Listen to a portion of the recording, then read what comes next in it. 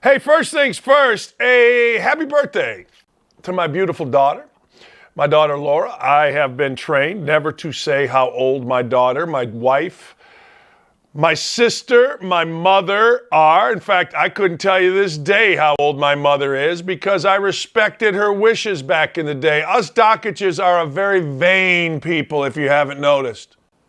Yeah, we are. I mean, I look like this, baby. That's right. No, it's my daughter's birthday, and I love my relationship with my daughter. And I'm very proud of my relationship with my daughter, and I wish more dads would get involved with their kids. That's a big deal to me. It's a big deal to me, and I've caught a lot of hell about it, and I really don't care because I think more dads need to be involved with their sons and with their daughters. Boom. We have on my show in Indy, a friend of mine named Ryan Funky came up with this. He asked me at one point, who would win more games? Archie Miller coaching at Indiana or a bag of sand? And I got to tell you, I didn't really know which one was which. I didn't. I wasn't sure. Hey, is it tweeted out? Is the show tweeted out yet? I got people asking me. Oh, there it is. I didn't know which. Archie Miller coaching Indiana or a bag of sand. So on our radio show in Indianapolis, that's what it's become. It's become this or a bag of sand. Like, who would be a better radio host and get better ratings? Me or a bag of sand? So we decided because, well, let's be honest, gas prices are through the roof. We can't even have a legitimate press conference with our president. He's being pulled around by a string by who the hell knows. Who would be a better president? Joe Biden or a bag of sand? And we're going to put it out to the people because we are people of the people. So go to our official Twitter page, which is @Don'tAtMeDD. That's the official Twitter page. First off, sign up on the Twitter. That thing should be at 100,000 by now. It's about at 200, period. But who would you want for president of the United States based on what we've seen thus far? Who would do a better job? Joe Biden or a bag of sand? And you know, one of the great things about this question is people have actually had some interesting responses. Like, hey, Dan, you understand this is true apparently. I didn't know this was true, but apparently it's true. Do you know there's a sand shortage? Now look, go to Florida, get some sand. What are we talking about here? It is interesting, though. I did need some sand. I was doing something. This is about a year ago. I can't remember what the hell I was doing and why I needed 2 or 3 bags. Oh, I was helping a friend of mine put together a little playground for his daughter. And it was going to be a sand area, right? So I went and looked, and I tried to go buy sand. There was no sand. Joey B, baby. I know which way I voted. I voted with the majority, 85%. I voted with Joey B. I'll take a bag of sand. Dan, what kind of sand? Is it the kind that can be used in a pool filter? Sure. Yeah, any kind you want. Any kind of sand is good by me. Yeah, we're good. We're good. All right, so far we've had 386 votes, short period of time. 386 votes. Actually, I'm not even followed by 200 people, 167 people. Jump on over to the official. It'll be great content. That's what you're supposed to say. Sign up for great content. But anyway, right now, 386 votes. The bag of sand is winning. It's winning big. And we'll let you know. We'll keep you updated as we move along. Yeah, that's right. All right, Jimbo Fisher and Nick Saban. You know we love us. Oh, there it is. How good is that? There you go. If you turned Biden's head upside down, it looked like sand. Jimbo! I think Jimbo Fisher said it 3,678 times yesterday that he is moving on. That's right. He's moving on up, moving on out to the east side. Jimbo's saying, hey, look, We've got to fix the problems in football. I got to tell you something. That's bull. Jimbo Fisher does not want to fix whatever is going on in football. Let me explain. College football, anyway. Let me explain. Jimbo Fisher beat Nick Saban. Jimbo Fisher also beat Nick Saban in the world of recruiting. There is absolutely no chance that Jimbo Fisher wants anything changed, because the feeling is always among coaches, whether it's basketball, I'm sure it's baseball, I know it's football, the feeling is always all of the rules put in favor the programs at the top. Like back in the day, they put a rule in where you could, like me as a young upstart coach, I couldn't outwork anybody. I couldn't outwork anybody. You know what I mean? Like, hey, I couldn't go out and make phone calls. Rules in. The more rules you put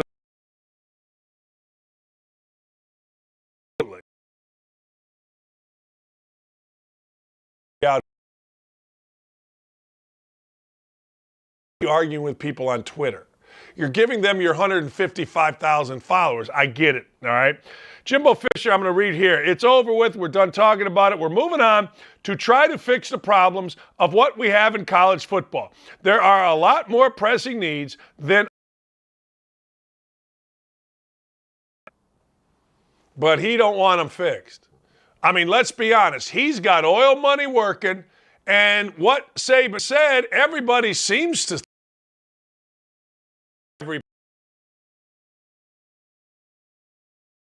every player not get in any type difficulty with the NCAA, or now you got to remember the FBI got involved in college basketball.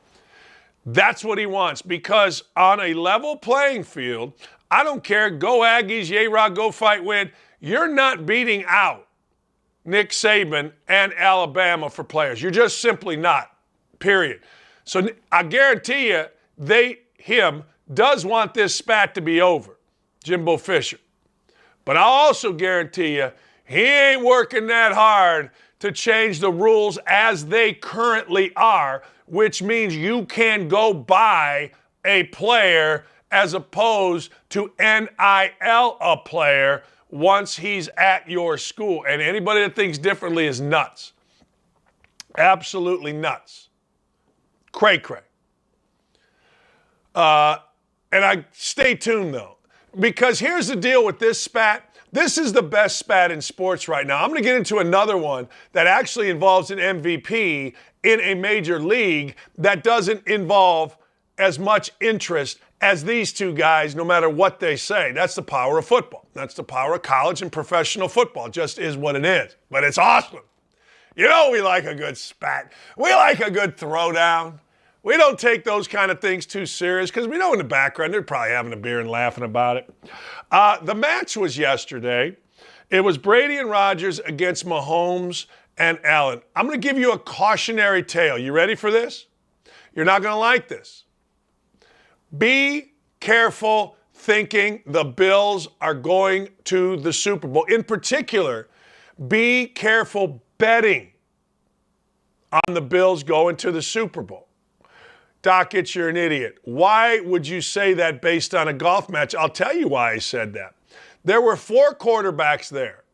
Mahomes, Allen, Brady, and Rodgers, who, by the way, knocked in another clutch putt. There were 3 of those quarterbacks, Mahomes, Brady, Rodgers, were totally comfortable in their own skin. Meaning when you looked at them, they were not overwhelmed by the moment. This was what they do. This is who they are. There was one, Josh Allen. And I'll take all of it from you all. I'll take all the excuses. Well, it's golf, not football. Josh Allen is totally comfortable in football. He sure is. He absolutely is. No question about it. Great young quarterback, and I don't throw around the word great much. But I'm just telling you, he ain't winning a Super Bowl until he gets that starry-eyed, oh my God, I can't believe I'm here, look about him. They're good. Von Miller helps them. I'm never wrong on these things, people. Clip this, record it, yell at me, do whatever you'd like. But I'm just telling you, I looked at frickin', in fact, let me see. Yeah, right, he's in that picture. I looked at Josh Allen, and he was like the younger brother that got to play with the big boys. I was always that younger brother that got to play with the big boys when they let me. A lot of times they didn't let me. Most times they did. And you're always like, man, I want my team to win. You know what I mean? Like, oh, man, and that's what Josh Allen looked like. So I'm not saying they can't have a great year. I'm not saying that at all. But what I'm saying is be careful betting them to win the Super Bowl. I am not. I might have, but I don't care what acquisitions they pick up. I don't care what they do. I ain't betting them because of that golf match and his look. I'm just saying. By the way, let me go back to something. Here's an article.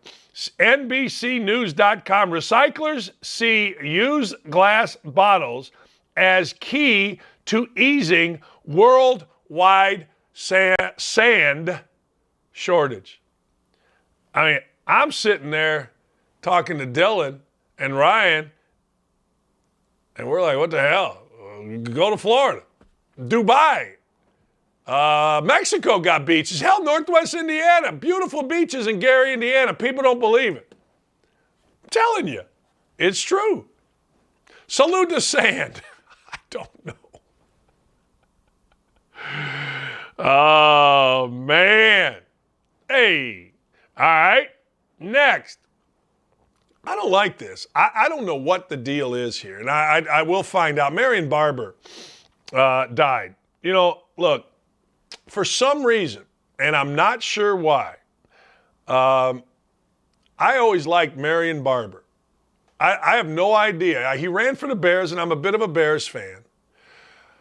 He played at the University of Minnesota, and I am a fan of the Big Ten. So I knew Marion Barber. I didn't know him, but I mean, I knew who he was. You know what I mean? And I don't like it. I guess maybe I'm approaching my 60th birthday. So I think maybe I am starting to pay attention to death more. Now that sounds morbid, doesn't it? Like, what are you doing? Like, I still got 2 or 3 good years left, hopefully, maybe. But I'm starting to pay attention to this. And I've said this before on the show, and I will not say this. I can't say this. I hate when young people die. Whatever the circumstances are of Marion Barber or Dwayne Haskins, I just hate it. I do. I can't stand it. And I don't know why. I don't know what the cause of death is. He was found dead. They say there is no foul play, at least suspected. But I got to tell you, there's always something. And it breaks my heart. It does. Look, I always think this way, and this is me as a parent, hopefully at some point as a grandparent, I don't know. But here's the deal. When young people pass away, my initial thought is the parents. Like this happened the other day. My mother, who's 80-something, I told you I don't want to know her real age because she would never tell us. Doc, it's just her vein. But she has a boyfriend, a friend, Ted. Ted's a great dude, man. Great dude. Played football at Utah. Great dude. Unbelievable dude. He's had 6 kids. 3 of them passed away. And on Memorial Day, my mother and Ted et al., they all went out to California, or not to California, what am I talking about? To the cemetery. You know, they visited his ex-wife. They visited my mom, my dad. They visited his kids. And it just makes me sad. I'm sorry. It just does. It's just one of those things that hits me. I've never, ever, ever liked to see kids get hurt. I could not watch, I say it all the time, I could not watch The Wizard of Oz. A little girl got stabbed 33 times right behind my house in an empty lot by a crazy dude in our neighborhood. He got murdered. I can't stand it. So when I saw this, and I'm thinking, man, this is happening way too much. The Gadney kid, 25-year-old cornerback, he and his fiance pass away. We know what happened with Dwayne Haskins, or maybe we don't, and I really don't care. It's always something, man. I don't like it. I honestly can't stand it, so I got to talk about it. I hate it. All right, let me tell you something that's really stupid, but it is actually kind of funny. It really is. It's kind of funny, all right? Do you remember when Tommy Pham slapped Jock Peterson over fantasy football? All right, let's just think about this for a second. These guys are bazillionaires, all right? So Tommy Pham slaps Jock Peterson over fantasy football. Well, apparently, the real problem is this guy. Is that Mike? No, that's Pham. I can't see. No, that's Pham. The real problem isn't Pham. It's all-time Major League Baseball player Mike Trout and his leadership in their fantasy football league. So Mike Trout is the problem. Apparently, Trout, I don't know if you followed this story, but it just culminated with Tommy Pham slapping Jock Peterson for alleged cheating in a fantasy football league. Now, that's some pent-up stuff by Tommy Pham. Tommy Pham's been waiting to hit Jock Peterson for a while, but they all blame it on Mike Trout. Mike Trout was the commissioner of the league, and apparently it's a big money league. I mean, big money guys, big money league. They're not throwing in $5 and playing. But Trout is supposed to be the commissioner. This is so stupid. This is like arguing over, like, I don't know, Madden. Trout declined comment on whether Jock Peterson, this is an actual tweet from a guy that has 63,000, a senior writer for The Athletic, which, by the way, should go under. And I don't even like to see people lose their jobs, but those people are no morons. $10,000 buy-in for this league, okay? They asked Trout whether Jock Peterson violated rules of the fantasy league. He's unsure if he'll resign as the commissioner. Oh, man. Am I going to resign? This is New York Times Sports. I didn't know New York Times had a sports section. Am I going to resign, Trout said. I haven't made that decision. I don't know. But every commissioner I know always gets booed. At least Trout's making it funny. Honest to God. $10,000 buy-in, and away we go. I don't know. Maybe I'm in a fantasy league, but I don't take it that serious. But if I am playing for a $10,000 buy-in, I mean, it's got to mean all the other stuff is worth whatever. I might be a little blanked off too at Jock Peterson if he tried to circumvent the rules. Like, I think that, yeah, I think I might be a little blanked off. Why wouldn't I be? I mean, look, that's a lot of money, even the guys making millions. But more than that, guys that make the big leagues or guys that make the NBA or they're competitive as hell. I just think it's funny that people actually care about this. Look, Jock Peterson and Tommy Pham getting a spat, who cares? I disagreed with Pham's suspension. This is two guys. Who cares? Like, I don't get all worked up about that crap. You know, Jimbo Fisher and Saban, like, I got it every day. Every day somebody's coming at me with something. You're racist, you're something. That was, by the way, that was a Nancy Pelosi face. Anyway, how ridiculous. Let's be honest. The whole thing is idiotic. But I love it. $10,000 buy-in. I'm going to get mad at you. Who else is cheating? You cheated. No, you cheated. See, boys will always be boys. Think about what that was. I just want you to think about this for a second. I know it's not worth this time as long as I'm talking about it, but I just want you to think about it for 1 second. When you were a little kid, no, you cheated. No, I didn't. Slap a guy, whatever. Well, now these guys are big leaguers. Now these guys are millionaires, bazillionaires. Now these guys are famous, but it don't change you. It don't change you a bit. If you're a dude, you're always going to be a dude. Unless you're Bruce Jenner. But if you're a dude, it's always going to be the same. You cheated. No, I didn't. No, I didn't. The only difference is you're not going to go tell your mom. I'm telling. No, you're not. I don't care if you're Mike Trout. or Joey Bag of Donuts down the street that's 8 years old. Dudes are always going to be dudes. Best compliment I ever got a couple years ago. We had a boat race out here at my house. And boats are like, these little things that I bought that you blow up. And a friend of mine, very good friend of mine from high school, came over, and he brought a couple other kids from high school, not kids anymore. One of them was an ex-girlfriend, and she looks at me as we're doing this. She goes, Dan, you ever going to grow up? And I said, no. What the hell would I grow up for? Are you crazy? All right, no. Dudes are always going to be dudes. Got to tell you, we got 1,000 votes right now. A bag of sand is currently up 93% on 1,030 votes. You got 11 hours to vote. So keep them coming, baby. What are you doing? Let's make daggone sure. I want a real representative of the American people. If you're just joining the show, we have a poll up. You can go to the official site, @Don'tAtMeDD. The @ is that little circle thing. Don'tAtMeDD. And you can go on there and you can vote. Would you rather have Joe Biden or would you have a bag of sand? I'll tell you who I'd rather have more than anybody else. And I'm telling you right now, I'll take Klay Thompson. I'm not betting against Klay Thompson, and I will not bet against Steph Curry. Now, are they going to win? I don't know. I have no idea.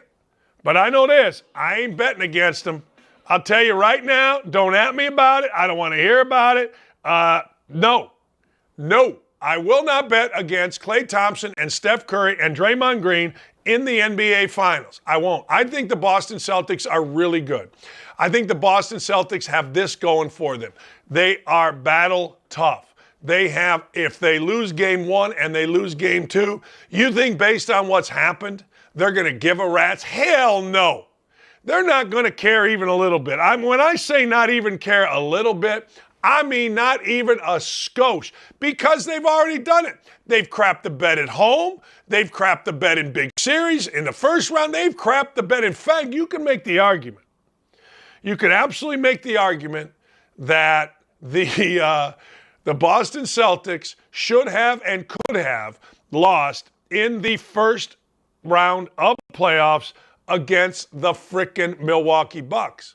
Against the Brooklyn Nets. You can make that argument. Remember last second shot by Tatum? I mean, if Kyrie Irving, who, by the way, can't guard a bag of sand, could guard anybody or would care about actually winning, the Boston Celtics may not have won that first round playoff, and now we wouldn't be talking about what a train wreck the New Jersey Nets are, the Brooklyn Nets, whatever the hell they're called. I'm telling you.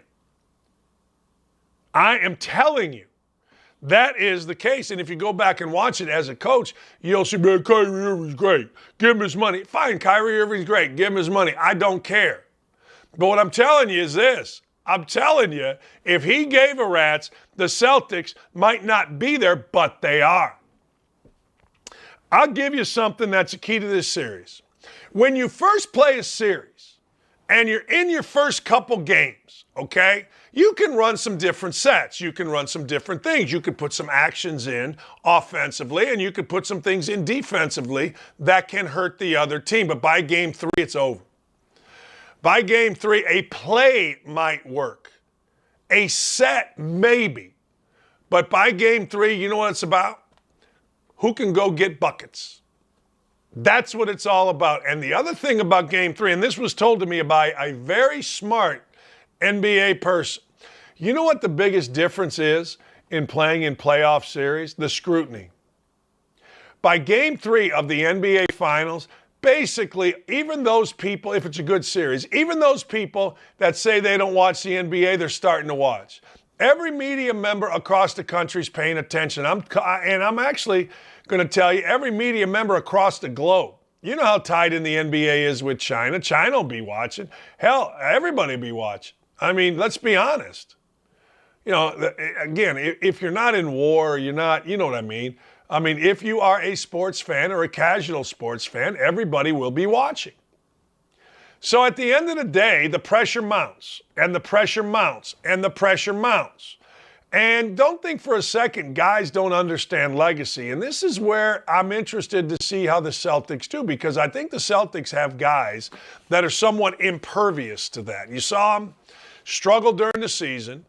Marcus Smart calls them all out. Next thing you know, they get pretty good.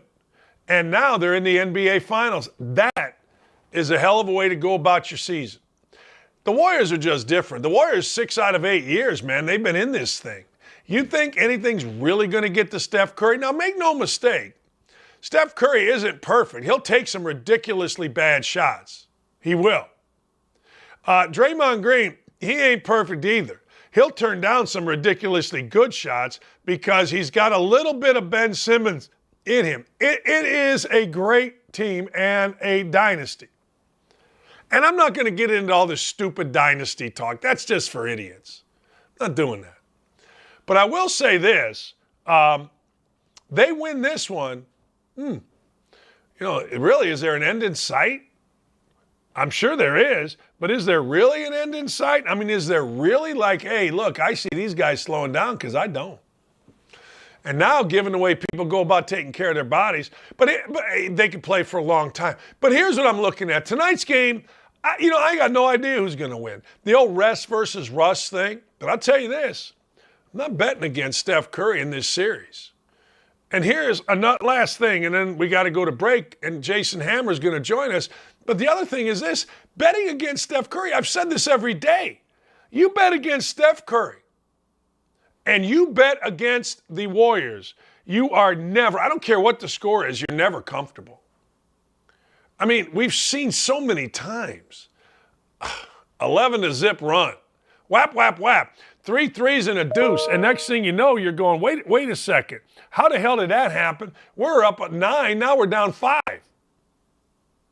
The Warriors are getting 3.5 tonight. The over-under is 212.5. I don't think I'd touch either. If I was going to do anything, I guess I'd pay the $65 juice. But watch what I'm telling you. Watch after game 3. When the scrutiny really comes. Who can step up and who's going to go away? That's the key in this series. First game's fine. Second game, fine. It's all fine. But I'm just saying. I'm telling you. After game 3, can the Boston Celtics handle the heat that comes with a worldwide championship? And make no mistake, like football's worldwide because people watch it. Basketball's worldwide because people watch it and they play it. Nobody's playing football in, I don't know, wherever some of these NBA guys are from, South America, I don't know, wherever. I guess they are playing in Canada. Different places. They're not playing football. They're playing basketball. They know basketball. Pressure becomes very, very strong. It mounts. All right, we come back. One of our favorites, Thursday. It's Jason Allen Hammer. We are going to discuss Joe Biden's inner circle. Continues to have to say, no, he didn't mean that. No. What happened was, and what he meant was, Johnny Depp, the winner here, right, in the trial. Why was this trial so captivating? San Francisco mayor announces a $6.5 million plan to end homelessness, but only certain people that are homeless get to be involved in this. Hammer time, baby. It's my favorite time of the week. He's next.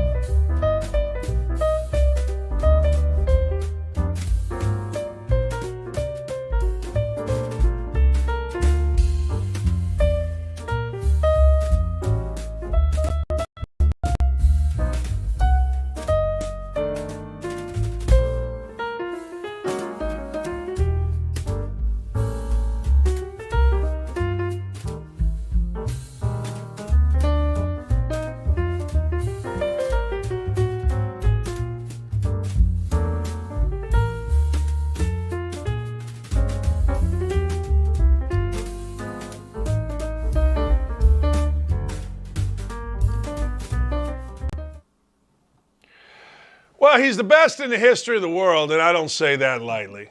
3 to 6 every day, 3 to 7 every day on WIBC 93.1 right here in Indianapolis, a legendary station which has been made even more legendary because at Jason Allen Hammer joins. It is a political station that talks sports, pop culture, ridiculousness. That's why I like it. Hammer time, we have a Twitter poll going up right now at my new station or my new show Twitter handle at Don'tAtMeDD. The question is this: if you had a revote, would you vote for Joe Biden or a bag of sand to be the president? Well, the way that I look at this here, if you're doing the tale of the tape, a bag of sand has never had to had other bags of sand walk back things that the bag of sand has said. The bag of sand has not almost gotten us into a third world war, and a bag of sand has not made our border wide open. If anything, the bag of sand may help with that. So sign me up for the bag of sand here, Coach. Not even close. This is like a Reagan-Mondale landslide. No. Did you know that there is actually a sand shortage across the world? A worldwide sand shortage. Really? Because I think if you ask somebody in like the Middle East or one of these African countries, do you feel bad about the sand shortage? You may be disappointed in your answer. No, everything. There's a shortage in everything right now. There's a shortage in common sense. There's a shortage in leadership. I'm not surprised that sand falls somewhere down that list as well. No, I agree. You mentioned Joe Biden and having to, or his crew having to walk back things. What are you talking about there? So just three examples off the top of my head in the last couple of months of Joe Biden saying something ridiculous, and then his inner circle, the administration having to slowly pump the brakes and walk it back. If you remember, Joe Biden was speaking to some U.S. troops. It was about what was going on with Ukraine and Russia. And he told the U.S. troops, you're going to find out when you get there. You're going to find out how bad Ukraine is when you get there, indicating that, wait a minute, are we going to Ukraine? So the staff had to walk that back. There was also that little situation where he was basically calling for regime change in Russia. Vladimir Putin can't remain in power.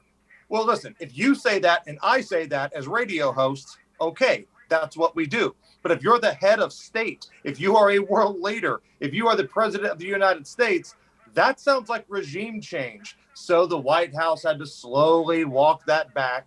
And just the other day, he's talking about guns. That's the big talking point right now. And he says that a 9mm bullet will blow the lungs out of a body. First of all, that's not even close to being true. And you can tell this guy knows absolutely nothing of what he's. I mean, let's get a little doctorial here. Like, people, it's easy to just say, well, he doesn't know where he is. He's not all there. What do you think it is? He doesn't know where he is, Coach. He's not all there. You just said it. It's 100%. The guy's clearly got some sort of issue. Like, I'm not going to act like I'm a doctor here, but I saw my grandfather go through the exact same things where sometimes you confuse people. Like my grandfather used to call me the name of my dad toward the end of his life. And you see this with Joe Biden. He mixes up his wife. He mixes up his sister. He mixes up world leaders. He doesn't remember who they are. He doesn't remember what weapons do what. Listen, there's a lot of things you have to be in charge of and remember as the president of the United States. It's not an easy job, but it's even tougher when you're getting so old and the skills start to slow down. That cognitive decline kicks in. Anybody who's had a loved one, a grandparent, a parent, whatever it is, go through any stages of dementia or old age that makes them act in a certain way, then you see this with Joe Biden. He makes up stories. How many times have we talked about how he was a train engineer? How many times has he talked about hiking all these thousands of miles with President Xi? I mean, he's making up stories, Coach. Nobody can back any of these things up. And now he's getting upset when his inner circle walks things back. And this is from an NBC report.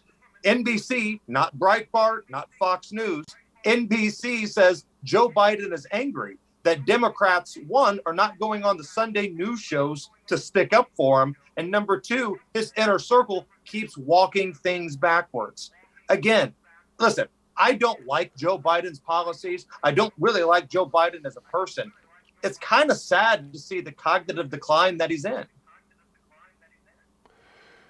You know, it's our fault. I mean, we elected the guy, and if you didn't know, you weren't paying attention. You know what I mean? Like, I never, ever discuss that with any kind of attitude other than to feel sorry or sad for somebody that's going through this. But when you're the president of the United States, I mean, look, we all have an obligation, I think, to discuss, criticize, and bring out the points that you are making. Let me ask you this, because I put out a tweet, and it's gotten, I don't know, it's at about 500,000 looks or whatever the hell it is. And one of the things I said in it is that pre-election, the United States was feared/respected, okay? When Trump was in office, the United States was feared/respected. Whatever you want to say, however you want to say it. And I believe that. Number one, is that true? And my also belief, and I don't want to put words, I want your opinion. My also belief is there's nobody that can think for themselves looking at us with this guy as our leader that can, quote, fear and respect us now.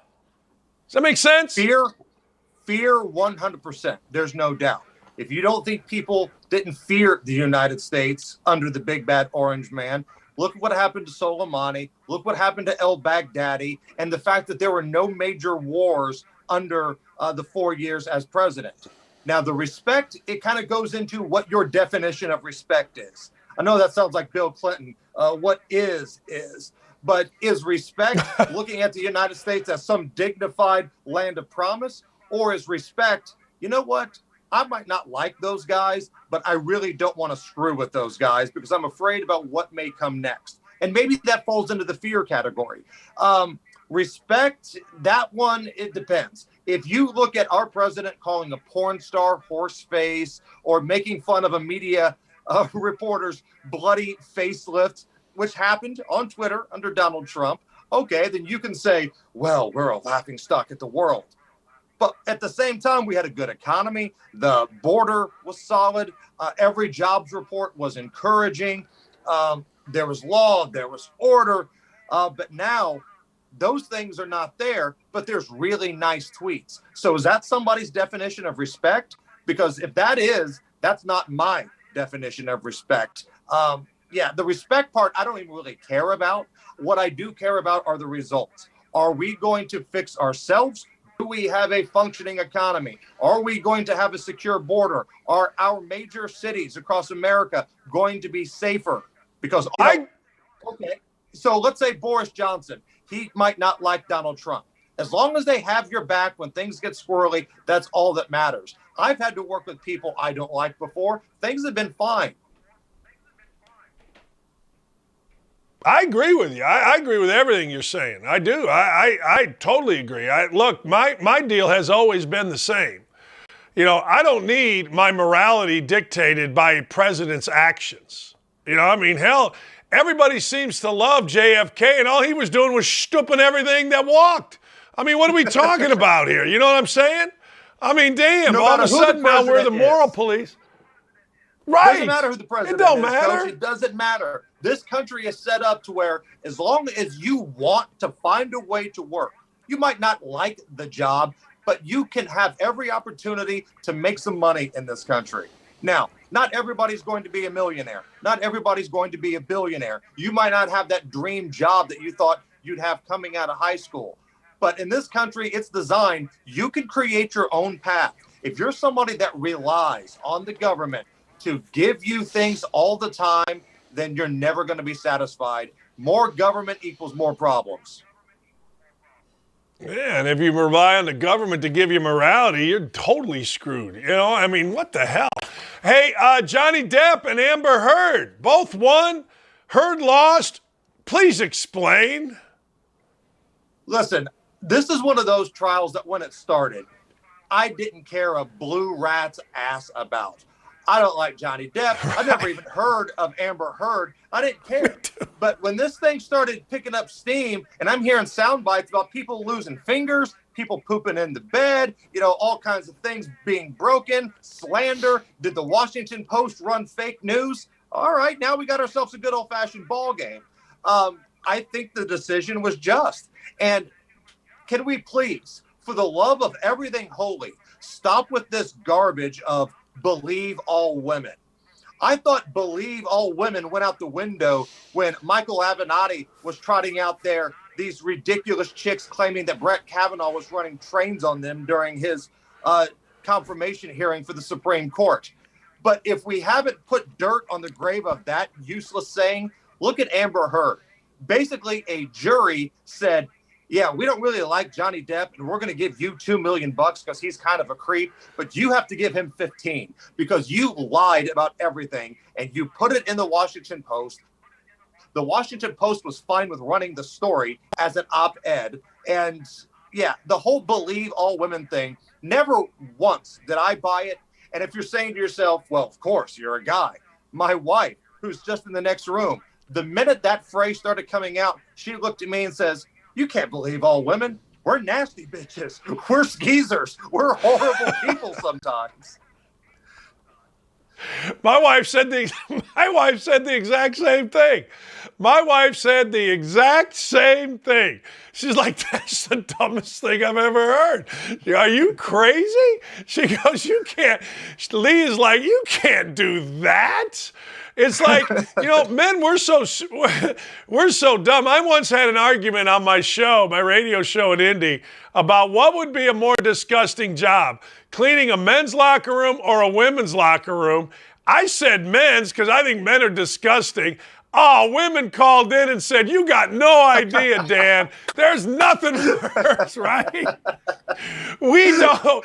Hey, I get it. Hey, we don't know. But hey, to the Heard point, does putting something in as an op-ed exonerate a newspaper like the Washington Post? If they run that and they have not changed anything, I think it kind of does. I might not like it, but it kind of does. But keep in mind, the Washington Post was the newspaper that was finger-wagging you, democracy dies in the darkness. Yet it seems like they have to settle with people all the time, and now they're getting called out for running this op-ed.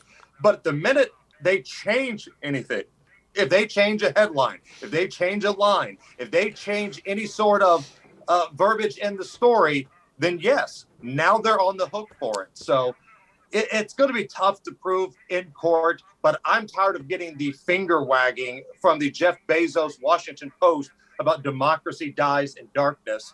And one more thing here on the Johnny Depp Amber Heard thing, because again, I get it. Most people that are into sports, that are into politics are looking at this like, I don't give a damn.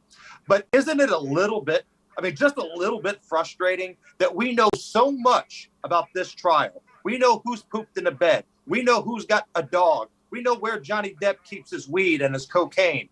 We don't know anything about the Maxwell Epstein trial. Why is that? Why do we not have journal contact list, the client list of Ghislaine Maxwell? She's still alive. She's not taking a dirt nap yet. Where are all these hardcore journalists that love the leaks and have these great contacts and all these great inside sources here?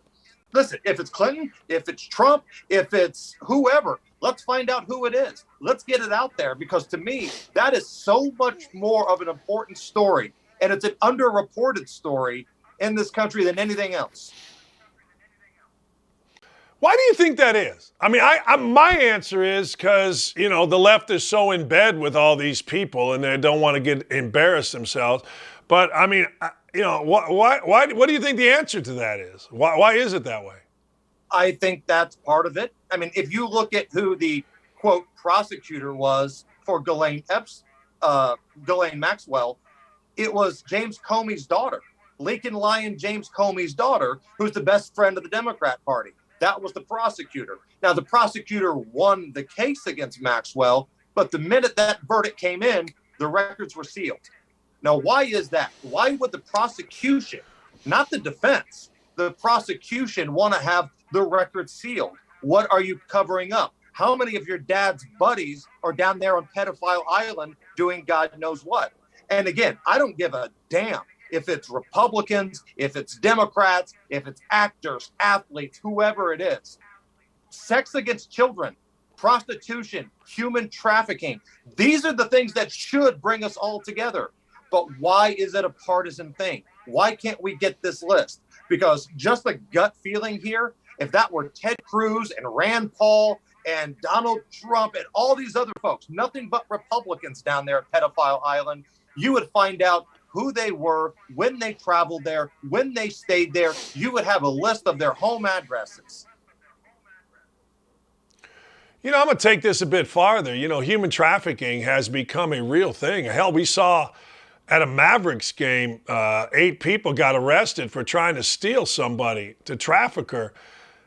If human trafficking, let me just go this route with you. If all of a sudden we saw the perp walk of famous people for human trafficking, that would go a long way in the campaign against human trafficking, right? It would be like, man, if they got those guys, they could certainly get me. So we're really having a disservice done to us by sealing these records and by protecting these pedophiles. It's a slippery slope between human trafficking, prostitution, and pedophilia. All 3 of those things work together. Here in my state, your state, Coach, of Indiana, there was recently a big pedophilia bust at a county about 30 minutes from Indianapolis. And we spoke to some of the authorities that were part of that raid, and they busted like 20 people. And some of these people are coming in from 2, 3, 4 hours away to meet up with some of these, what they thought were children. It was kind of one of those Dateline Chris Hansen setups. Yeah. These people are traveling hours to meet these children. One of the investigators told me we could do this kind of thing every single day in different parts of the state and have the same result. Think about how scary and how gross that is. And with our justice system, how many of these guys are going to be right back out on the streets the next day? They're going to get slapped with a home detention bracelet. They're going to be told to register as a sex offender. But how many of these people actually do that? It's very few. They get back out on the street because most of the inner city jails and county jails are loaded up right now with violent offenders. So if you don't have room for the pedophiles, that means they get slapped with a bracelet. They get back out on your streets. And I'm telling you, this is a major, major problem. It's rich people, it's poor people, it's the city, it's the suburb areas. It doesn't matter. This is happening all over America, and it's the most underreported story. Fentanyl and human trafficking are the 2 most underreported stories in American media. Fentanyl's, correct me if I'm wrong, and I don't want to put words in your mouth, but fentanyl, there's a lot to do with open borders and fentanyl, isn't there? There is. I mean, it's coming across in record. And the thing about fentanyl is we know some drugs are more dangerous than others, right? You're probably not going to die if you hit a bong and you smoke some weed. Let's be honest. But fentanyl, man, it's a killer. You have weed laced. You have something laced with fentanyl. There was a story out of Florida where some spring breakers had a little OD on fentanyl. Somebody tried to give one of them mouth to mouth, and then they had the fentanyl in their system too.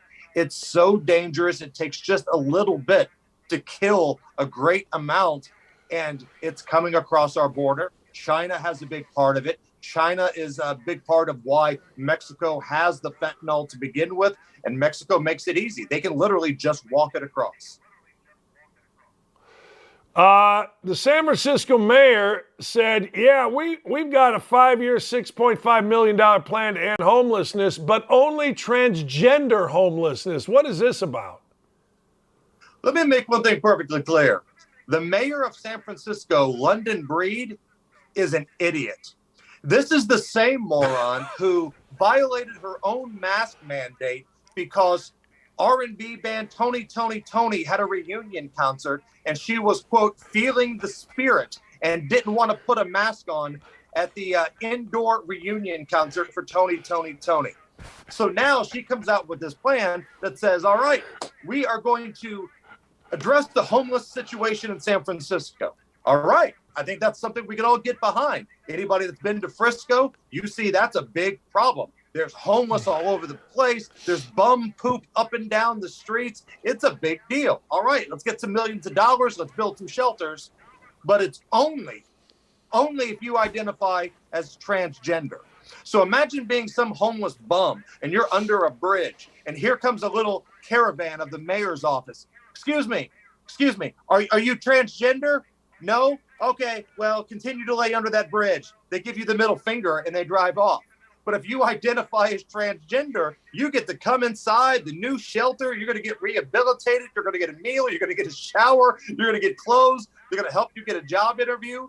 Okay, good for them. But what about everybody else that's under that bridge? How are they going to do this? Are they literally just going to go under bridges, by bus stops and say, raise your hand if you're transgender? You? All right, get in the car with me. We're going.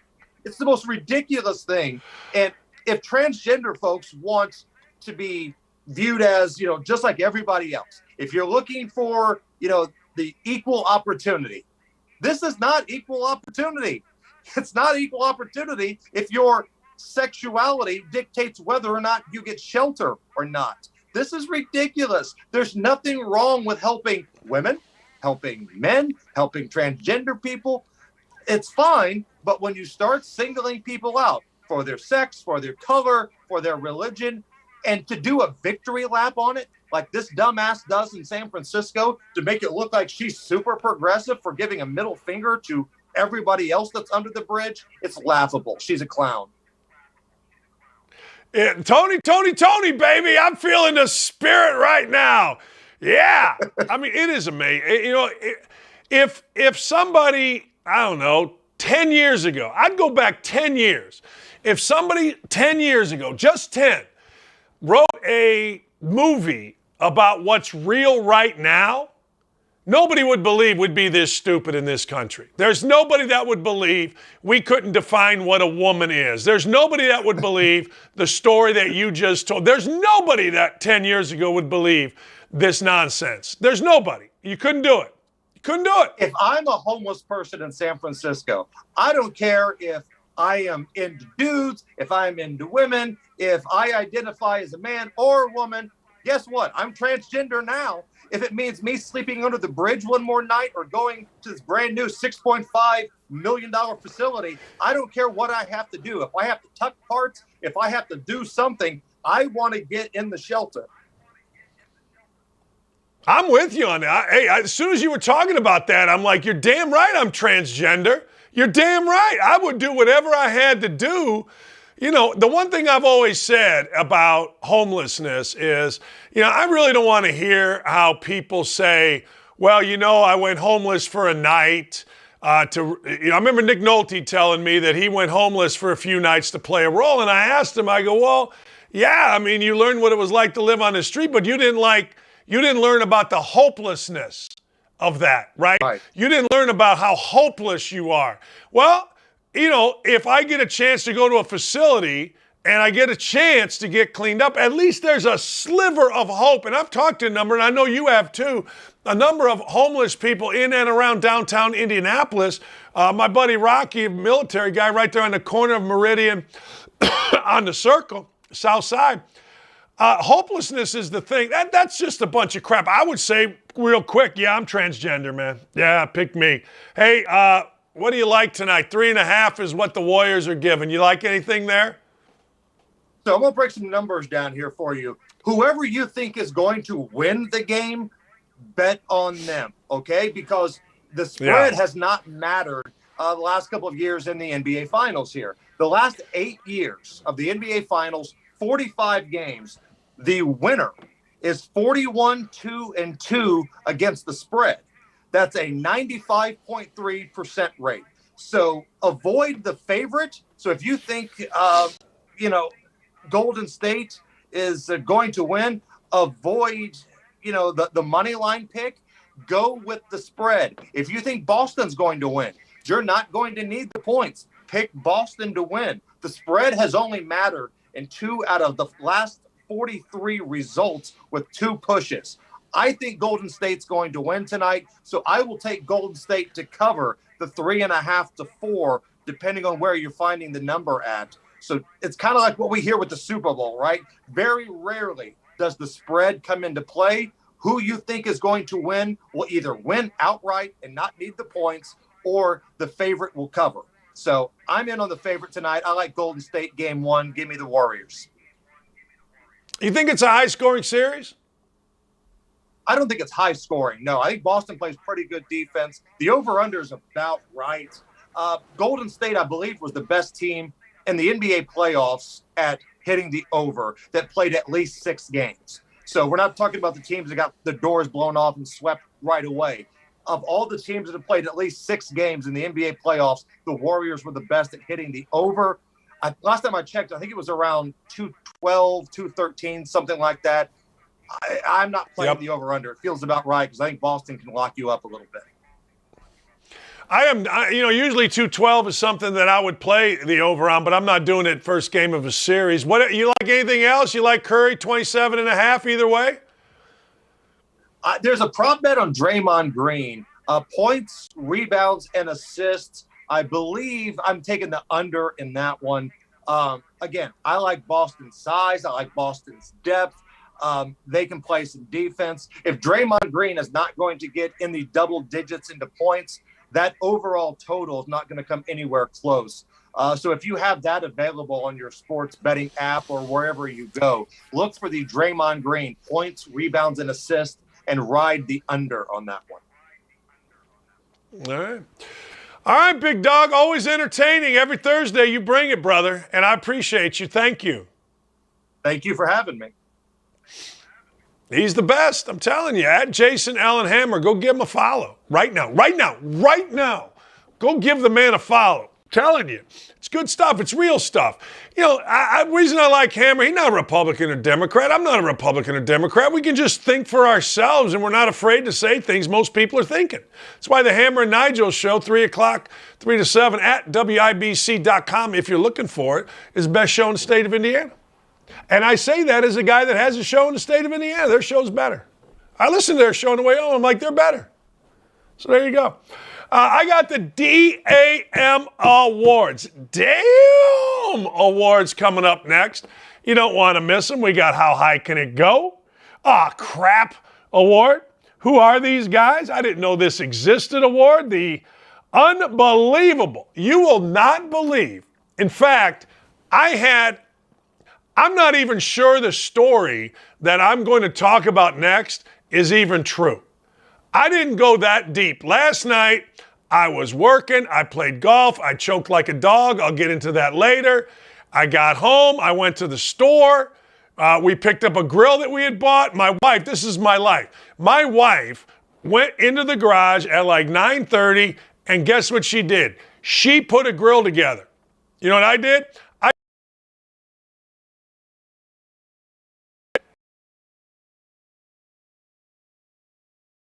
So you're not going to, so I didn't really research this story as clearly as I should, but you will not believe a story that I have for you coming up next.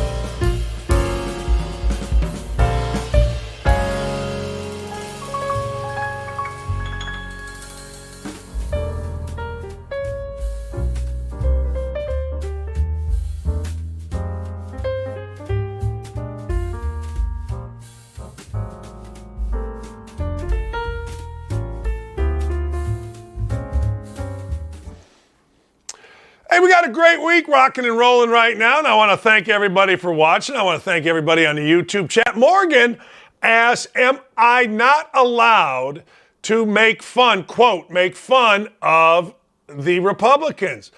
Dude, move up here, Morgan. Morgan, nobody's ever told me what I'm allowed to do or not to do. What they've asked me to do is not swear. So I've tried not to swear. But hey, you tell me, what do you want me to make fun of Republican-wise? Gas prices? Well, no, I can't do that. Stock market in the crapper? No, I can't do that. No. Screwing up Afghanistan? Well, I can make fun of everybody in that sense. Hey, host, first time, short time, I'm asking, are you allowed to make fun of both parties or not? We all know Dems are dumb. You've made it clear. Yeah, I can talk about whatever you want. Yeah. Whatever you want, Morgan, I'm in, and thank you for coming on. Yeah, we'll do whatever you want. I mean, you tell me. Give me some good Republican stuff or good conservative stuff, and I'm in, man. I'm in.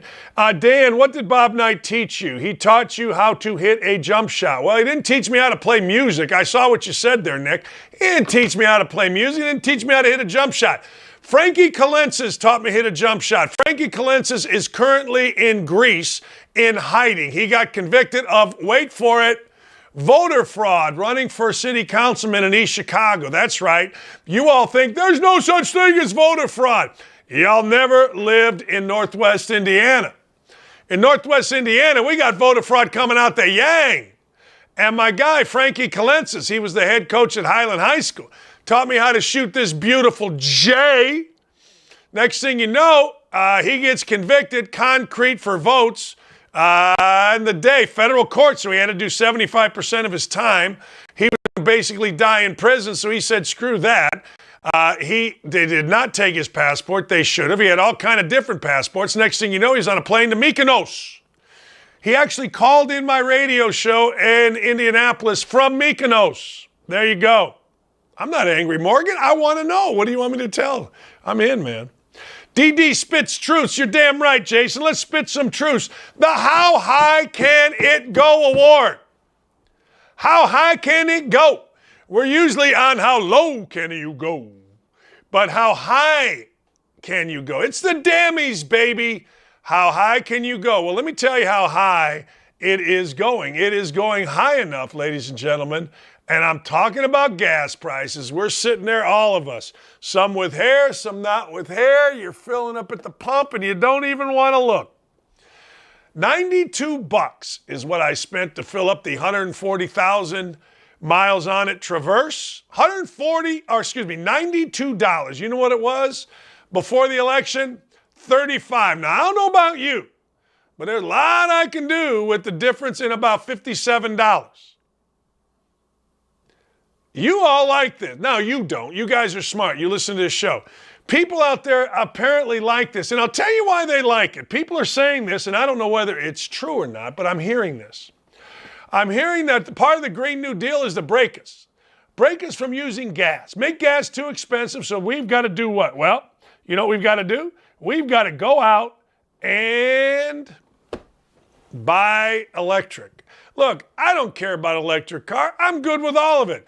But in the job I used to have, which is ESPN, and I like to drive to the games, I can't drive to Michigan State from here unless I got to stop in Fort Wayne for 2.5 hours to re-energize the car. I don't want that. I don't want it. I don't need it. I won't have it. That's what I'm hearing. So the answer is, how high can it go? People are telling me it's going to get to $10 a gallon in this country at some point fairly soon. I ain't happy about it. I am not happy about it, and I don't think you should be either. I don't think you should be either. I think that we should start saying, hey, look, see, here's the one thing. Like, one thing I did like about Trump, and this is going to sound very odd to you, all right? Very odd. I think Trump listened. Like, I think Trump, I always got this feeling. I always got the feeling that Trump heard and saw our problems and tried to do something about them. I always felt like more than this guy going, oh, what Biden going, family. Ah! That's all they said, family. American family is going to go through a hard winter. Trump would be like, yeah, well, I'm going to try not to make it a hard winter. These scare tactics these people use, there's nothing that anybody can say. The reason I talk about them is because I feel like I have a platform, and maybe I'm the only one, but I don't know, public pressure works sometimes. Man, at least Trump listened. This guy, I think he don't even know where the hell he is. But our guy Biden, or your guy Biden, man, how could you not sit there and realize that $60-some about every couple of weeks, at least in my car, I don't know what you all do, some of you got a lot bigger cars than I got. It's insane. When will it end? It's going to end, I think, at $10 a gallon. When you vote these idiots out, they got the House, they got the Senate, and they got the White House. I mean, what are you doing? The All Crap Award. You know, the other day was the last day to announce that you're going to the NBA as a college kid. Well, the All Crap Award goes to Michigan.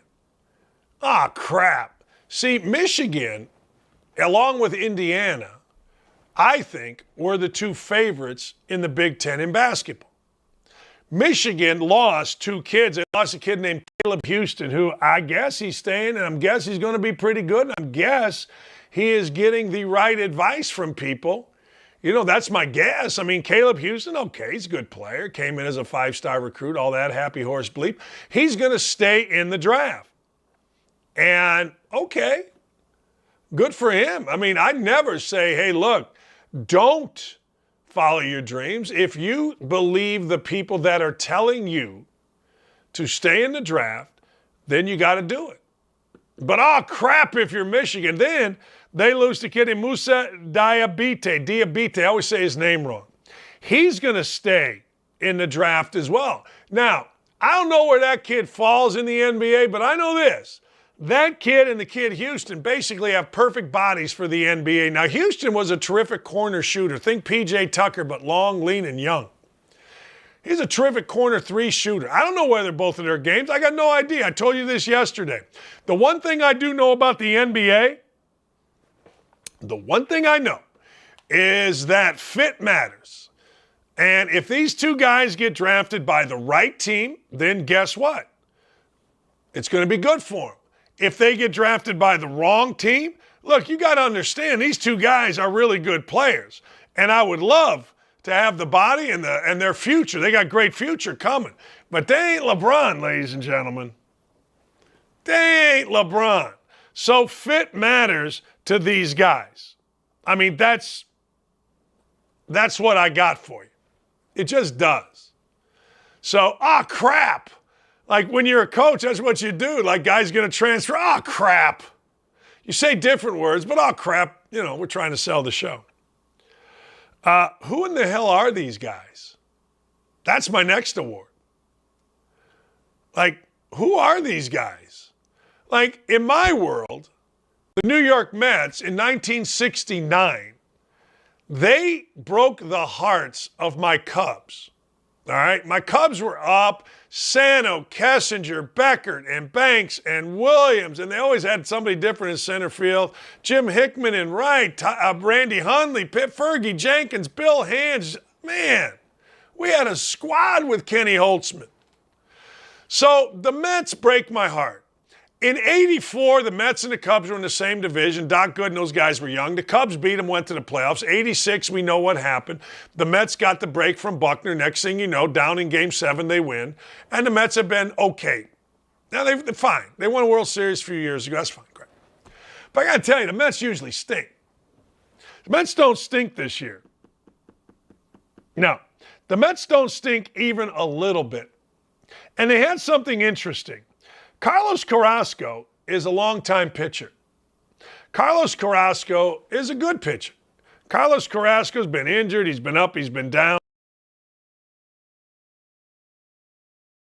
13-year big league career. Think about this. Had a chance to pitch in front of his father. Now, that to me is cool. Luis was at the game. He went, 5 shutout innings. They won 5-0 yesterday. The Mets won their 6th in a row. and he was crying. He lives in Colombia.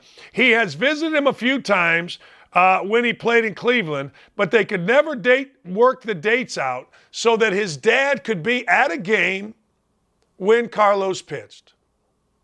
That's pretty cool. Now, hey, look, there's a backstory here because your dad's in Colombia, you've made millions of dollars, fly him in when you're pitching. I don't know the backstory, and I don't care about the backstory.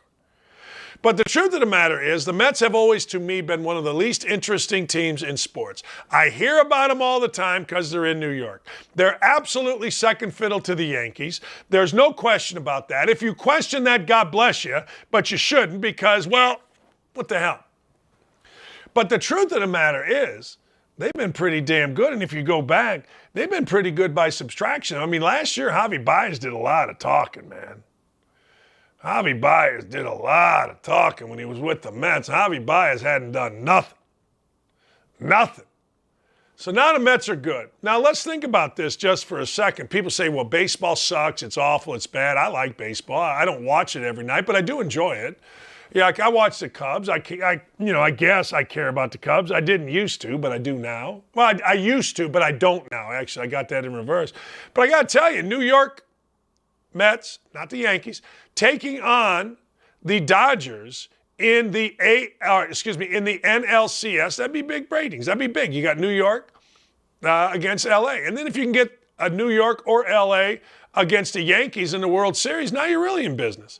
So that's what you kind of hope for if you are an executive in Major League Baseball. You want New York taking on LA, particularly this year. Batting averages stink, right? Nobody's hitting the ball, really. There's not that much of an interesting storyline in baseball for you. All right. Hey, look, I didn't even know this existed. I didn't know this existed. Like, I will fully disclose, I am not a porn guy. All right? I'm not. I'm not. I've never really been into porn. I've never thought about porn. I'm not a porn guy. To say I never thought about porn, that would be a lie, right? That's a lie. But apparently, lonely widow porn is a thing with Hunter Biden. You know the interesting thing about Hunter Biden is it feels like every other week something interesting comes up about Hunter Biden. Hunter Biden, all of a sudden, apparently, I don't know, had a bit of a fetish for lonely widow porn. Hey, I'm not mad at him, man. Like, I'm not mad at him even a little bit. I'm not mad at him. You do your thing. Your thing is great. The dude, there's a new memoir coming out. Hunter Biden's ex, Kathleen Bewley. Now, I got to tell you something. People have asked me for years to write a memoir, particularly playing basketball, for Bob Knight. But if I wasn't a champion, I wasn't an all-world player, I wasn't any of those kind of things. So if I were going to write a book that was going to sell or be interesting, first, I better do it pretty quick. Second, it would have to expose things that, frankly, I don't think should be exposed. I'm not saying anything nefarious. I'm just saying that I would have to tell stories, and it wouldn't make people look great, that I like, that I respect. And just like if somebody did it to me, it wouldn't make me look great. I was a college kid, man. I had a blast. But the truth of the matter is, so I've never respected the old, hey, I'm writing a memoir and I'm going to get back at you. Like, we have revenge porn laws now, right? Why don't we have revenge book laws? So this woman, Bewley, threw Hunter Biden out of their house after finding a crack pipe in the ashtray. Okay. It talks about hookers. All right. It talks about hookers. It talks about Hunter Biden having an affair with his sister-in-law. I mean, it's one of those deals where it's so sordid. Again, I go back to 10, 20 years ago. Would we have ever elected a president whose kid did all this? Maybe. I don't know. I don't know. But the truth of the matter is, this is where we're at as a country. And I don't even care. Look, the dude, drugs, alcohol, prostitute. This is the greatest book ever if you like this stuff. Listen to this. Bewley and Hunter Biden separated in October of 15. She filed for divorce, accusing him of spending extravagantly, Dan, on his own interests. Those interests are, in order, I don't know if it's actually in order, but this is how it's written. Drugs, alcohol, prostitutes, strip clubs, gifts for women with whom he had sexual relations, and leaving his family with no funds to pay legitimate bills. Bewley tells People magazine she's forgiven him and said she had stage 3 colon cancer after the divorce, but has been cancer-free for 4 years. She doesn't get alimony from Biden, has nothing to tell the federal grand jury that's investigating the first son about tax evasion. Whether or not I'm questioned, I couldn't be of any help, she told People. I kept my head so deeply buried in the sand on our finances. That's your guy, Hunter Biden. Man, that book's got it all, baby, if you're into that kind of stuff. Me personally, not my thing. I like talking about it externally, but I don't like 911 calls, and I really don't like this. We all know Hunter Biden's a dirtbag. I mean, allegedly. If you don't, then I don't know what to tell you. You know, you can say, well, he's got an addiction. Okay, he's got an addiction. All right. A lot of ways for really rich dudes. And oh, by the way, how'd these people get so rich? But I digress. New York Times, Hunter Biden paid tax bill, but federal investigation goes on. All right. You believe that? But I didn't know that. I didn't know that lonely widow porn, although I can understand it. You know, lonely widow.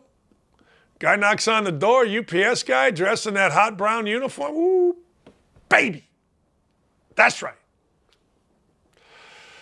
All right, this next story is so unbelievable that I'm going to give you a second to tell your friends to tune in. Call them, text them. I don't think this story is real. Hey, Dylan and Ryan, can you talk on the air? I don't know if they can. My thing may have gone out here. No, it didn't. Fellas, this story, all right, is so unbelievable that this cuts to the core of what a lot of men think. Are you ready for this story? A woman who was pregnant got more pregnant while she was pregnant and had twins. Now let me buying that. I'm just telling you, a woman that was pregnant got more pregnant and had twins. I don't know, man. Here's the story. You ready? I'm not even saying this is true, but I like the story so much, and I didn't really investigate this like I should have, but I like the story so much. A 30-year-old Texas woman became pregnant while being already pregnant and gave birth to twins within the span of 6 minutes. Hey, Lee! Kara Winhold became pregnant in February last year. A month later, she became pregnant again. The condition is known as superfertilization in medical terms, a condition a new pregnancy occurs during an initial pregnancy within days or weeks of the first one. I said to the doctor, what happened? Yeah. He wasn't there the first time. What's going on? The doctor said that most likely I ovulated twice, released 2 eggs. They got fertilized at different times, about a week apart. I 100% believe it was a miracle just because of everything that happened in my pregnancy journey. I broke down in tears and I cried. I was overwhelmed, confused, but very happy. My husband was in shock. Baby Colson Winhold and little brother Caden were conceived a week apart, according to reports. Speaking to the New York Post, she said, I knew I wanted more kids. I'm very optimistic. And I was like, it's going to happen. And I knew it was part of my journey and my life to be a mom. So I knew I didn't want to give up, but going to therapy made me learn how to heal and understand that it wasn't my fault. It took a lot of time. She and her husband, Blake, welcomed their first child in 2018. Later, Kara, unfortunately, had 3 miscarriages while trying for another child. Last miscarriage almost killed her. The situation was such she was scared to get pregnant again. She got pregnant in February, and the doctors informed, right? Who would have ever, I've never heard of that, and I like to think of myself as somebody that hears about damn near everything, because What the Hell Wednesday has taken me to brunches for drag queens at Taco Bell. It's taken me, there was one yesterday a guy sent me about, never mind, I can't go into it, but I never thought I would hear about a woman being pregnant, having sex, and getting pregnant again. This could be a problem for some women. What if there's 2 fathers? What if all of a sudden there's 2 daddies? Hey, wait a second. I got pregnant by Eddie, had sex with Jimmy about a month later. Now you're telling me what now? Or a couple days later. Now you're telling me what now? What do you guys say? Awkward. That'd be awesome. I want a film crew in that. I want a film crew in that birthing room. 2 dads. Hey, which one's mine? I don't know. Oh, man. How good would that be special? Well, seriously. Like, I'm a big fan, as you all know, of Real Housewives stuff. Man, I would love to see the Real Housewives of New Jersey. Those women are throwing things. Those women are fighting. Those women are beating the living hell out of each other. It might be the best story I've ever heard. It might be. It might be the biggest what the hell I've ever heard. That story right there of a woman getting pregnant and then getting pregnant again. Boom! And it has a happy ending, which I like even more. Yeah. 2 babies. 1 pregnancy? Ain't no wrong with that. I ain't mad about it. I ain't mad about it even a little bit. All right, we're just chatting. Coming up, we're just chatting. I got some stuff here. Why am I a golf choke? I'll tell you. God dang. We'll be right back. I got Hurd, Depp, guy named Edward Cabrera. You're going to want to hear this. This next one, look, the world is insane, but Edward Cabrera is incredibly insane and in a good way. We're just chatting when we come back. Stay right here. Tell your friends.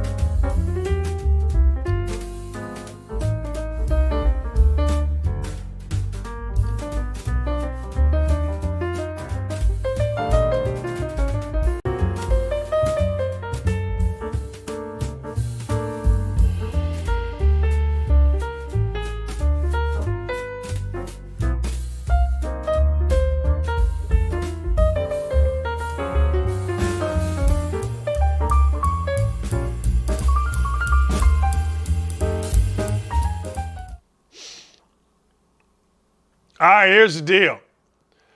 1,500 of you have voted here in an hour and a half. And here's where we're at. Keep the votes coming. If you had a revote, who would you want for president of the United States? A bag of sand or Joe Biden?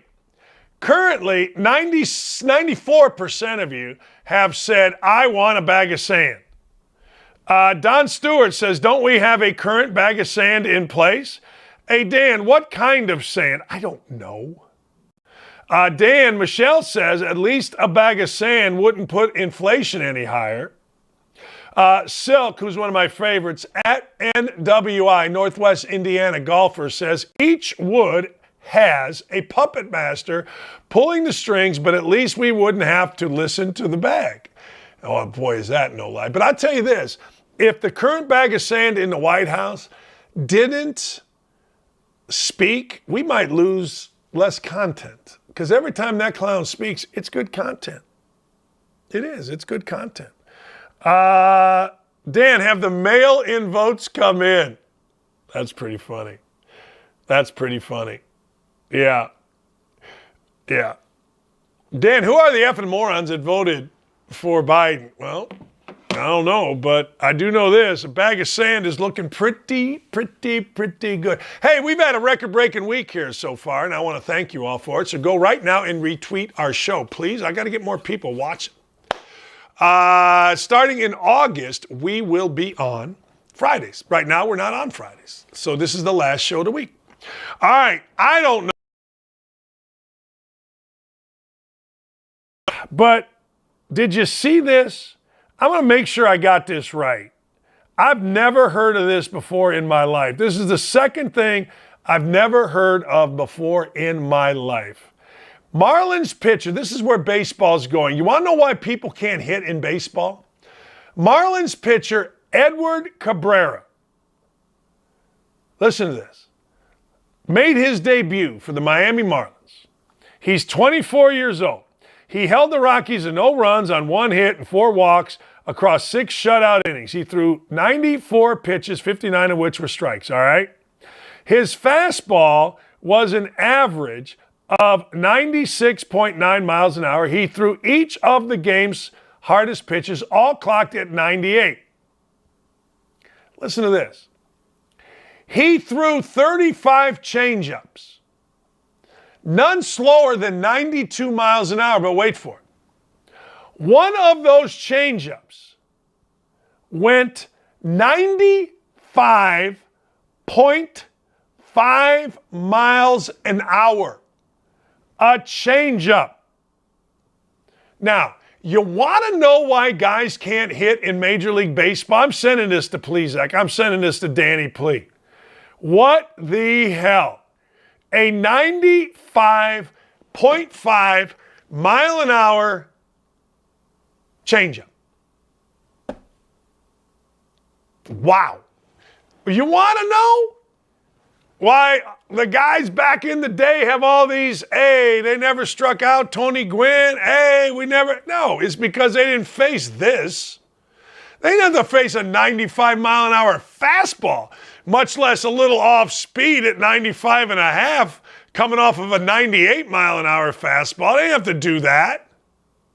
There's no way that guys, I don't care, baseball, everybody says, you know, that clown, Reddick, JJ Reddick or Riddick, he said, well, you know, NBA's playing against plumbers. No, okay, fine, maybe, I don't know. But Will Chamberlain, Bill Russell, those guys, Elgin Baylor, pretty good. I mean, they'd be good in any. But anyway, I digress. But baseball is the one sport where I'm not sure the old-timers could get even on the field. I'm not sure they could even get on the field with this. I mean, able to adjust, don't get me wrong, but you're talking about a 95 mile an hour fastball. I'm sorry, changeup.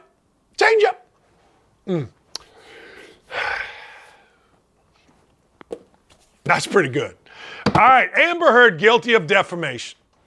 All right, she's got to pay Johnny Depp $15 million. She also got to win, I guess, for her. She gets $2 million. So Depp gets a bunch, she gets a little, she's appealing, she's mad about it. But you know what this is? This is a victory for all victims. This is a victory for people that have been abused, all people that have been abused. This is a victory for all people that have been defamed. Right now, we live in a country where it's okay to fire people. And we've always lived in this country like that, really. I mean, and it's just kind of switched. Who gets to be fired easy or who gets to be defamed? If you're rich, if you're poor, if you're a minority, you were always picked. You were. And now it's kind of switched. And I like it. Johnny Depp's got a lot of money. Johnny Depp didn't seem particularly likable to me. In fact, I watched about 2 minutes of it. I'm like, yeah, this guy's an idiot.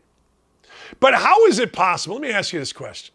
This is a bit of a side note. There's two things. Number one, I'm glad that all victims got vindicated yesterday. Somebody just can't go on to the New York or the Washington Post and say, hey, this guy did this to me without having to pay for it. Depp said he got his life back, and good for him. Amber Heard said she wants to appeal, good for her. But I'll tell you what it further exposed. It exposed the notion that how are we ever influenced by Hollywood? Like, I wrote an article the other day about how Hollywood is trying to influence us in different ways. And a guy I went to high school with, Tom Rooney, wrote a really nice rebuttal. He ripped my ass. And look, excuse me, as I always say, I don't mind it. And I sent him a note back. I said, hey, really well written. Really well written. And passionate. I'm all for it. But I'll stand by what I say. We are influenced by things. I may not be, you may not be, but we are as a whole. We are influenced by things. Why do you think people go to dinners, $10,000 a plate, to see Barbara Streisand? We're influenced by things. These people have influence on us. I had a caller yesterday on my radio show in Indy named Robert, was talking about my influence. Yeah, I don't think I have influence. I think I'm just talking to a camera and Dylan and Ryan and Davey and, excuse me, everybody else. That's what I think my influence is. But apparently it's more than that. Hollywood has huge influence. But when you look at these idiots, right?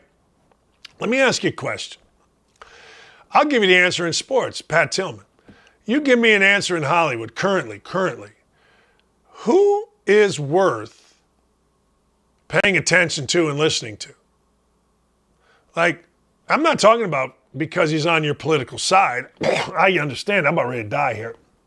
Got something in my throat. But let me ask you a real simple question. Who in Hollywood is worth listening to? Like, man, that guy stands for all the right things. That person is a person of integrity. I absolutely would pay attention to that person and that person's views. You tell me, there ain't nobody. But yet Hollywood influences. Hollywood influence is in what we write. Hollywood influences in what we think. When people need quoted, they go to Hollywood. Hell, my niece, Allie, was the press secretary for Pete Buttigieg's husband, right? And Pete Buttigieg's husband became a celebrity because he was Pete Buttigieg's husband, and they were an openly gay couple. So what happened in Hollywood? Everybody wanted to be around them, right? Big deal tonight at Paltrow's place. They're all idiots. And I asked her, I was Gwyneth Paltrow. I'm telling you. But they do influence. I mean, Amber Heard, who I've never heard of, but apparently you all have, or at least people that are younger than me have, she's crapping on the bed. Let me ask you a question. You ever had in your life, and I'm going to go to the YouTube chat on this one. I'm going to go to the Twitter chat on this one. Have you ever had in your life anybody crap on your bed? I'm not saying did you ever crap the bed. Some of you guys are the mad crap. But have you ever had anybody, your wife, your spouse, your girlfriend, take a dump on your bed? Anybody? Anytime? Anywhere? Of course not. Hollywood, they do. That's like, you know the movie Social, whatever the hell it was, with Social Network?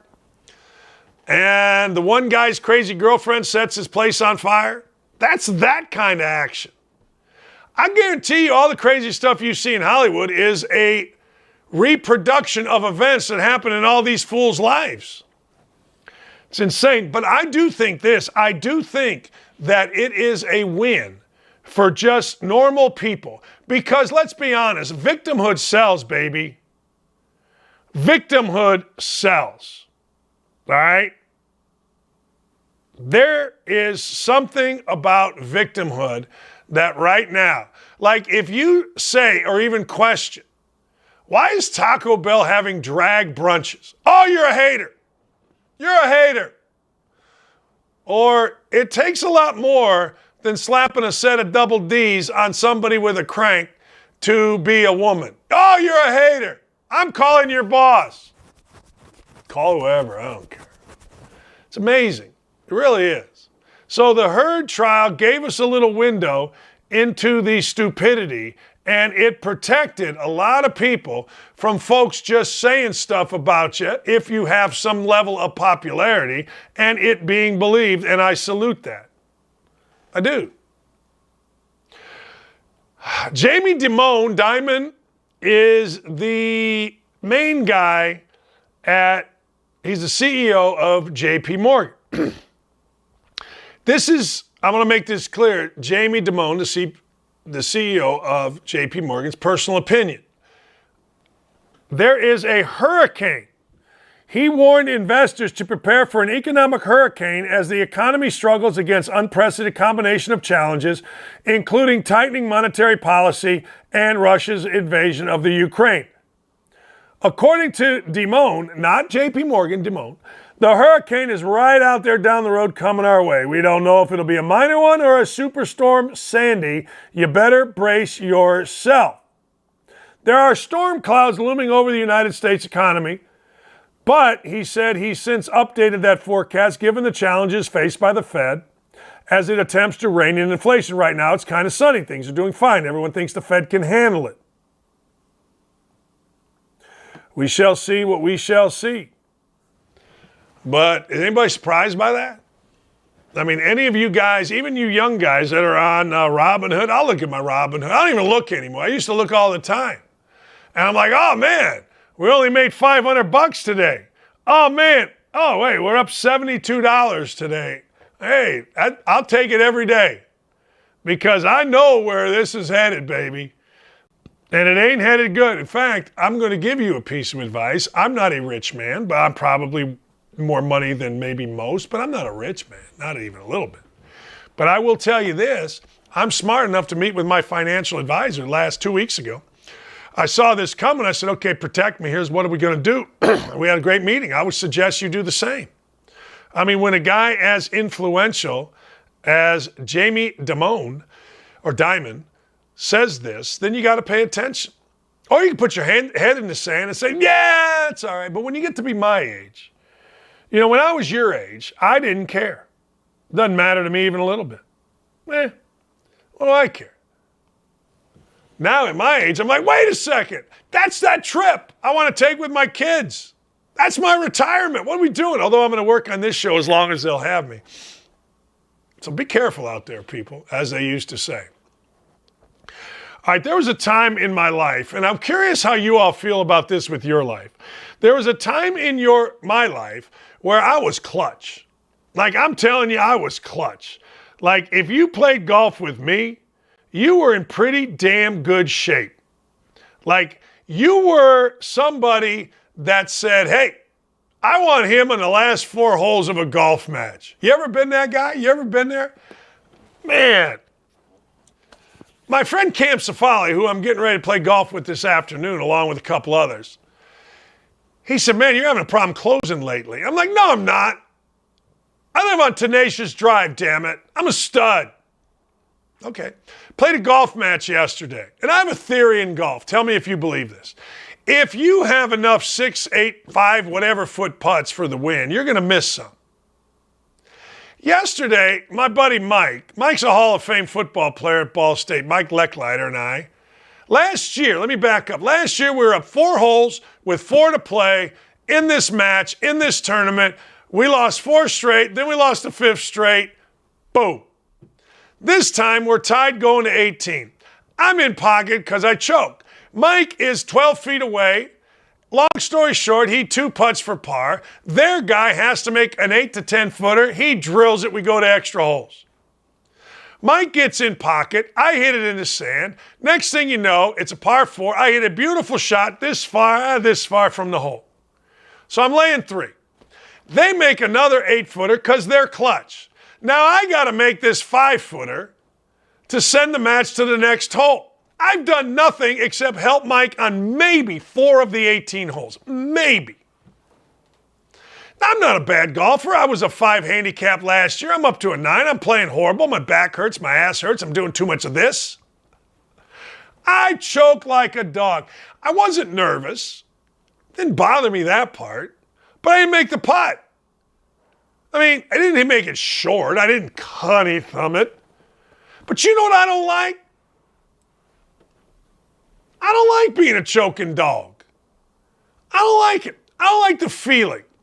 I wrote in an article last week, I live by the mirror. The mirror told me last night, you, sir, are a choking dog. It did. So now I'm going to play today. And I don't know what's going to happen. Usually I know what's going to happen. Used to be, hey, get me to the last 4 or 5 holes. Any of you feel that way? Any of you all of a sudden wake up and go, whatever I used to be okay at, I suck at now. It's not a great feeling. It is not a fantastic feeling to have. It is not the feeling that you want. Is this the feeling of old age? Is that what it is? Holy cow, I refuse. I will not give in. I refuse to give in. I will. And I hope you refuse to give in.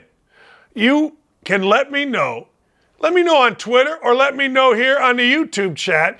Is there something that you used to coulda do that now all of a sudden you're like, crap. Like I can still mow the hell out of a lawn. You damn right. I can make some eggs. Tonight, my daughter's birthday, I'm going to grill the living hell. And I mean the living hell out of some damn cheeseburgers. I can do that. But I have become a choking dog. Morgan has now morphed into the show that claims to be fearless, but is scared of Fox News. You owe us an apology. You aren't fearless. Okay, I apologize. I'm not fearless. All right. I apologize. I am not fearless. I am fearful. Am I fearful? What am I? I need to know. That's what I need to know. Am I fearful? If I'm fearful, then fine. But I guess I'm I'm fearful. Jennifer says she cannot ride on rides that spin. Never have been able to do it, but I know your angst. I do. I know your angst. Dan, oh boy, lick my boots. DD is scared of YouTube chatters. Yes, I am scared. I am. I'm scared of everything. YouTube chats, you know what I mean? I ain't scared of much, but I got to tell you, Fox News, I'm scared of you. I don't know. I get my news from Fox News. I do.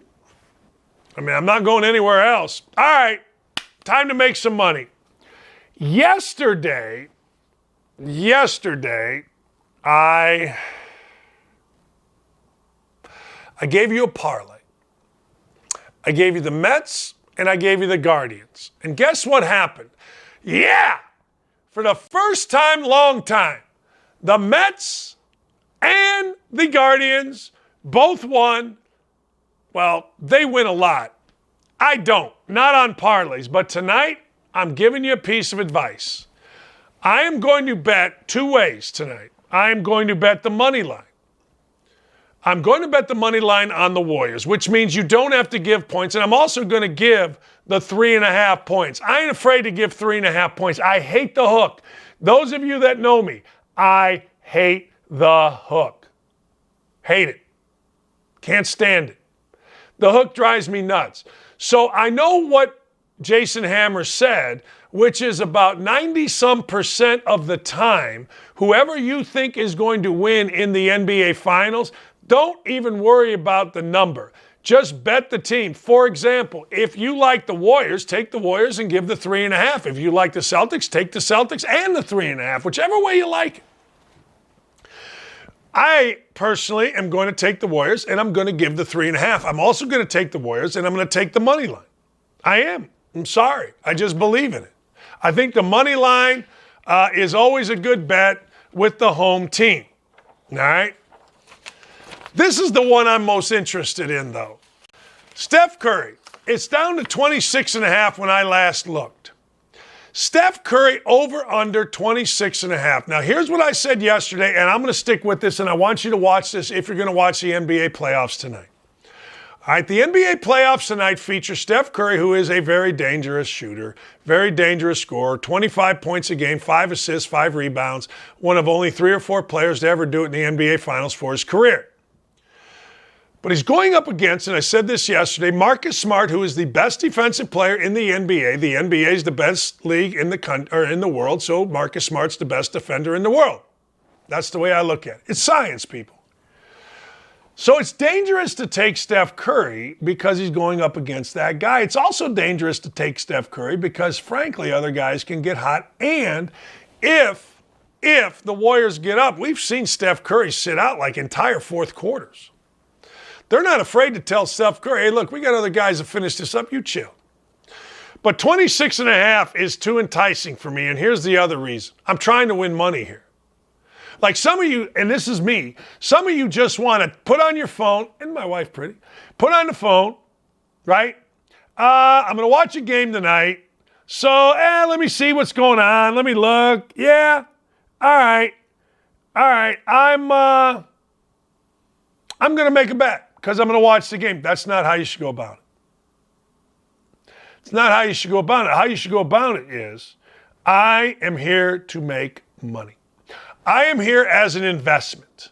I am not here for any of this nonsense. So what I will do tonight, I think, 9 o'clock here is still, it's light out. So it's hard for me to get my ass off the couch and get back inside, or get out from outside doing stuff and get inside before 9 o'clock. It's just hard for me. But I will have a hockey bet for you. I will. I'll have an NHL bet for you tonight. It's the Avs in Edmonton, and I got to tell you, it's plus 130 right now to take the Avalanche minus a goal and a half. I might stay on that train. I told you the other day, one thing about Edmonton, man, they'll give up some goals. They ain't afraid. And I'll take plus money. But the one thing I will do, I'll give you a money line bet here. I'm not sure yet. I gotta wait for my guy, my hockey guy, a guy named Chuck Fattori. You can follow him on Twitter, Fattorre, I think. He was a manager a little bit older than me at Indiana. We're good friends. He's a basketball manager. But I'm going to take Steph Curry tonight. I am. I'm going to take Steph Curry because I'm very excited to watch Steph Curry take on Marcus Smart, and there's no way in hell that I'm going to sit there and just simply bet the under because Steph Curry can go on a 10-0 run very quickly, and next thing you know, boom. I will not take Jason Tatum over 5 threes made. I will not take Jaylen Brown over 4 threes made. I may, hold on here. I may take Jaylen Brown over 30 points. You get plus 275. Bet $100, you get 275 plus your 100 back. That's a bet I may take. I got a feeling Jaylen Brown's going to have a night tonight. And that's pretty good odds on it. It's not great, but it's pretty good. So if I were going to give you what I'm going to bet tonight, I'm taking the Warriors, both money line, and I'll give the points. And, ladies and gentlemen, I am going to take Jaylen Brown over 30 points, and I'm going to take Steph Curry over 27.5. I may back off that Curry and just watch, but I'm definitely taking Brown. I got a feeling about Brown tonight. Got a feeling. He's the kind of guy that scores against the Warriors. He is. Post guys don't really score against the Warriors. Sometimes others, maybe Tatum's going to have a hard time with traffic, but I think Brown's going to play off Tatum. That's my bet of the day. Jaylen Brown over 30 points tonight. It's been a record-setting week. It has, both on the YouTube numbers and here on Twitter. Do me a favor. If you get a chance, tell people about our show. Tell them we're on from 9 to 11, Monday through Thursday, right here at Outkick. Tell them of the greatness of us. Tell them how much fun it is. Tell them how informative it is. And yes, Morgan, tell them how damn fearless it is. We're fearless. Look at that face. Get some cucumbers under those eyes or something. But anyway, I got to thank everybody involved here. I mean, Ryan and Dylan and Corey and Davey. You guys are awesome. Absolutely awesome. The folks at Fox and Fox News, Clay Travis, everybody. We had a record week. We had a great week. I want to keep the momentum going. Today was a little bit down, but that's all right. We'll get it going again tomorrow. A lot going on this weekend. We'll have it all for you on Monday. And if you want more of this, guess what? It's real simple. All you got to do, well, I'm not on today. It's my daughter's birthday, so I took it off. Really good friend of mine's coming to town. We're going to play golf. I'm going to lose money because I'm a choke. That simple. Have a great afternoon and a wonderful weekend. And thanks to everybody that listened, that watched, that tweeted. And don't forget, our poll is still up at don't at me DD. The at is that little circle thing. Thanks, guys. Have a wonderful weekend. Dockage, OUTT. I am